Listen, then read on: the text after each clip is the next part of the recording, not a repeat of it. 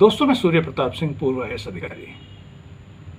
आज मैं बात करूंगा आपसे कि लखीमपुर खीरी में जो सोशल मीडिया पर चर्चाएं हो रही हैं कि राकेश टिकैत बिक गए, राकेश टिकैत ने किसानों की मौत पर सौदा कर लिया, उस विषय में बात करना चाहता हूं।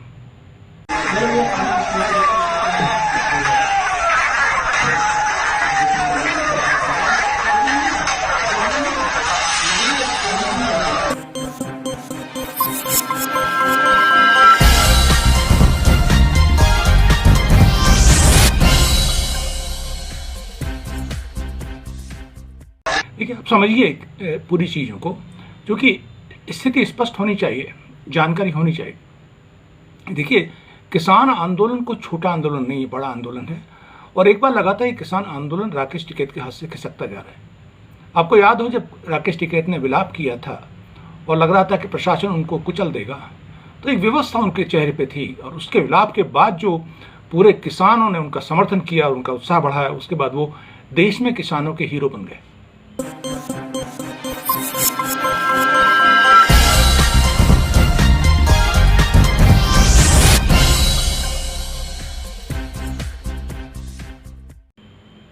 अब ये हुआ कि जिला प्रशासन ने और योगी सरकार ने सारे विपक्ष के नेताओं को लखीमपुर खीरी जाने से रोक दिया, केवल राकेश टिकैत को अलाउ किया। इससे शंकाएं बढ़ी कि क्या राकेश टिकैत सरकार से मिले हुए हैं, और क्या राकेश टिकैत और इतनी आसानी से बंद कमरे में समझौता कैसे हो गया। ये शंकाएं होना स्वाभाविक है, कोई ऐसी चीज़ नहीं है कि जो सामान्य व्यक्ति ये सोचता है। मैं आपको प्रश्नों बताता हूँ मेरा क्या संबंध है टिकैत परिवार से। देखिए, मैं पश्चिमी उत्तर प्रदेश के 2 जिलों में, बिजनौर और मुजफ्फरनगर में जिलाधिकारी रहा हूँ। और दोनों जिले ऐसे हैं जहाँ पे जब राकेश टिकैत जी के पिताजी थे, जिनको बाबा महेंद्र सिंह टिकैत मैं भी कहता हूँ, आज उनका सम्मान करता हूँ, उनका उतना उस वक्त बड़ा जलवा था। 91 की बात है जब बिजनौर में मैं था, और 95 में मैं मुजफ्फरनगर में था। और आए दिन आंदोलन होते थे, आए दिन सरकार, आए दिन टिकैत साहब का, महेंद्र सिंह टिकैत साहब का, किसान यूनियन का जिला प्रशासन से संघर्ष हुआ करता था। आए दिन सड़कों पर होता था ये, और तब से मैं उनको जानता हूँ। और फिर जब मैंने उनकी जो जेन्युइन मांगे हैं उनको कोशिश की सरकार से मिलकर पूरी कराने की, तो उनके मेरे प्रति और मेरा उनके प्रति विश्वास जागृत हुआ। उनका बहुत स्नेह और प्रेम मुझे मिला। तो इनके परिवार को अच्छी तरह जानता हूँ। सिसोली में जब मैं मुजफ्फरनगर से मेरा विदाई हुई थी, तो सिसोली ने मेरा विदाई समारोह रखा था, और मुझे भैंसा बुग्गी पे बैठा के नहर की पटरी पे मुझे दौड़ाया गया था, सम्मान के रूप में दौड़ाया गया था। यद्यपि मैं बहुत धूल दूषित हो गया था, लेकिन ये कि उनका अपना तरीका था एक प्यार दिखाने का। तो मैं वापस आता हूँ कि राकेश टिकैत, देखिए, बाबा महेंद्र सिंह टिकैत का जो इकबाल था, उसमें प्रधानमंत्री उनके मंच पर आते थे, मुख्यमंत्री मंच पर आते थे। और मुझे याद है कि उस वक्त चंद्रशेखर जब प्रधानमंत्री थे और देवीलाल जी उप प्रधानमंत्री थे, देवगौड़ा साहब भी प्रधानमंत्री थे, तब भी बाबा टिकैत के साथ वो मंच पर आया करते थे वार्ता करने के लिए। और बाबा टिकैत कभी मुख्यमंत्री के यहाँ नहीं जाते थे, सामान्यतः मुख्यमंत्री उनके मंच पर आते थे बुलाने के लिए। उनका एक अलग ऑरा था, एक अलग जलवा था उनका, और किसानों के बहुत बड़े नेता थे वो। उसके बाद जब उनकी डेथ हो गई, डेथ के बाद जो नेतृत्व का संकट पैदा हुआ, उसमें नरेश बालियान ने उसको संभाला, जो उनके बड़े पुत्र थे। और छोटा पुत्र जो है ये फील्ड का काम देखता था, वो पूरे खाप का काम देखते थे। अब ये, हाँ, आंदोलन में ढिलाई आई, आंदोलन कमजोर हुआ, नेतृत्व चूंकि नहीं रहा, और उसके बाद आंदोलन कमजोर हुआ, लेकिन धीमे धीमे लेकिन सततता बनी रही आंदोलन की। ऐसा नहीं हुआ कि किसान आंदोलन, भारतीय किसान यूनियन खत्म हो गई, वो कभी नहीं हुआ।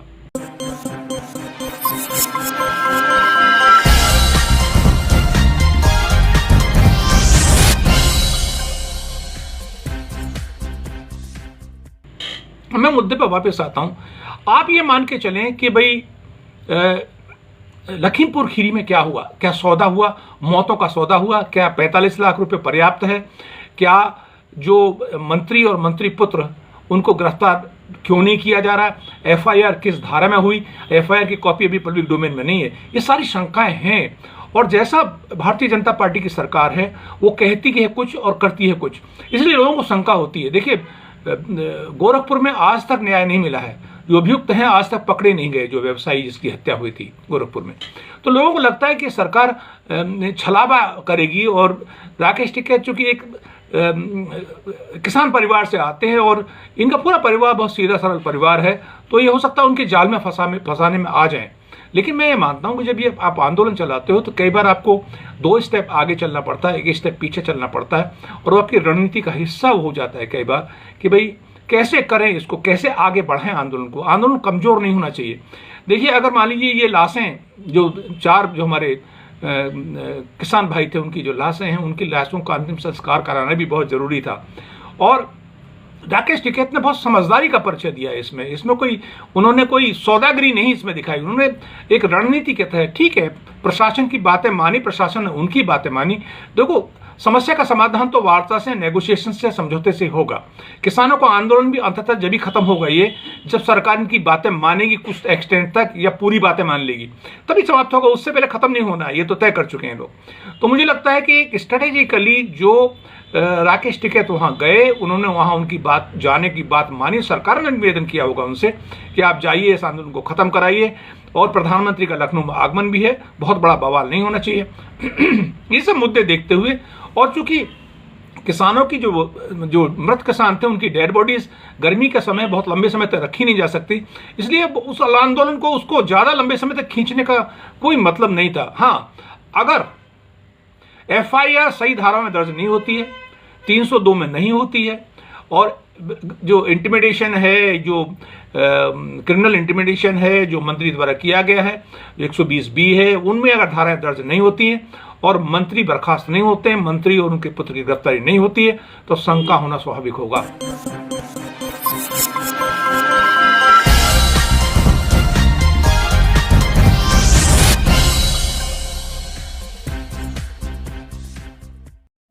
कि भाई क्यों हुआ। फिर आंदोलन, बड़ा आंदोलन का स्वरूप राकेश टिकैत को लीड करना पड़ेगा कि भाई अपनी मांगे मनवाने के लिए। फिर हो सकता है कि आंदोलन का एक बहुत बड़ा स्वरूप निकल का है। फिर तो सरकार भी ये सोचेगी, बार बार सोचेगी कि अगर मान लीजिए हमने जो वादा किया 10 दिन का, अगर वो पूरा नहीं किया तो ये आंदोलन एक उत्तर प्रदेश में बड़ा रूप लेगा, और चुनाव का समय है।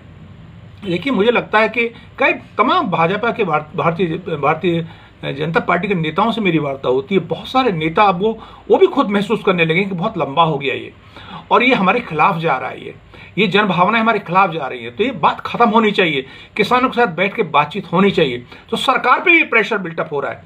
तो मुझे लग रहा है कहीं से कोई रास्ता खुलेगा, निकलेगा रास्ता, और ये सरकार को अपनी जिद छोड़ के किसानों की बात को मानना पड़ेगा।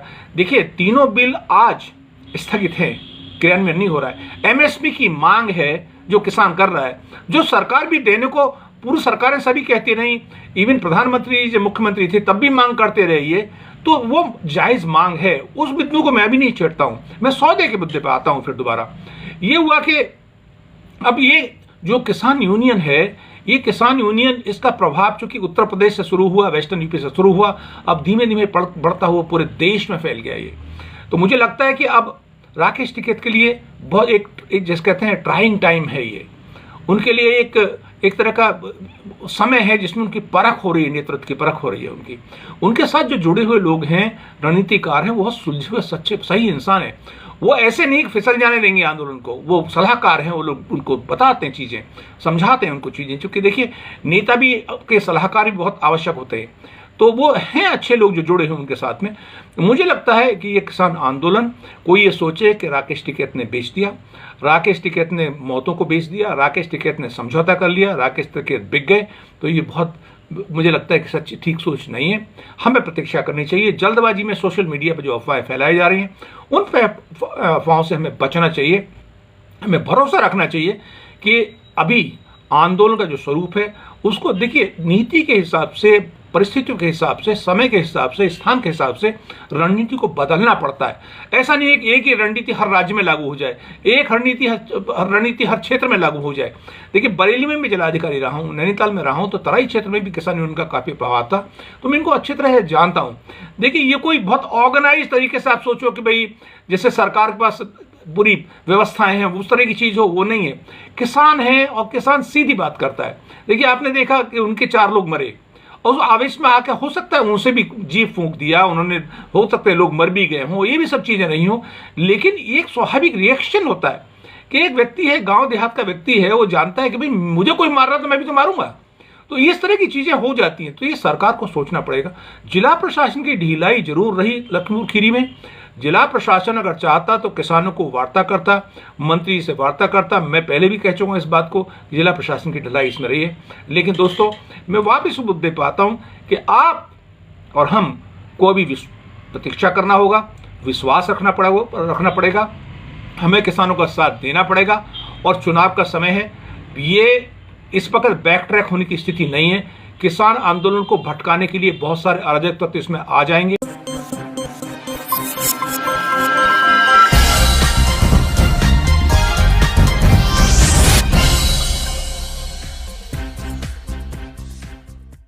अगर वहां समझौता नहीं होता और अराजक तत्व आगे आ जाते और कुछ और हत्याएं हो जाती, उपद्रव हो जाता, आगजनी हो जाती, तो आंदोलन को बहुत बड़ी चोट लगती।